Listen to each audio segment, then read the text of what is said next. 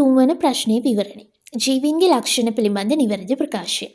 විකසනය යනු ජීවියෙකුගේ ජීවිත කාලය තුළ සිදුවන වෙනස් වීමය වැරදි වෙනස් වීම් සියල්ලම කියලා තිබ්බනම් හරි. 2. පරිණාමය කියන්නේ ප්‍රවේණික විකරණ වලට අනුව කාලයත් එක්ක ජීවීන්ට වෙනස් වෙන්න තියෙන හැකියාව. එහෙනම් 2 වැරදි. 3. පරිවෘත්තිය කියන්නේ ජීවියෙකු තුළ වන සියලුම රසායනික ක්‍රියාවල සමස්තය.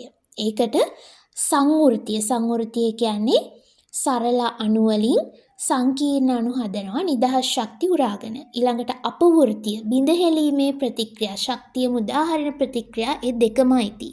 4 නිවැරදි. 5 වර්ධනය යන ජීවියෙකුගේ වියලි ස්කන්ධෙහි අප්‍රතිවර්ත්‍ය වැඩිවීම කියලා තියෙනවානේ. අප්‍රතිවර්ත්‍ය කියන්නේ අය වෙනස් නොවන ආපස්සට එන්නේ නැති විදියට අප්‍රතිවර්ත්‍ය වැඩිවීම මේ වචනේ නැති හින්දා 5 වැරදි. නිවැරදි උත්තරය 4.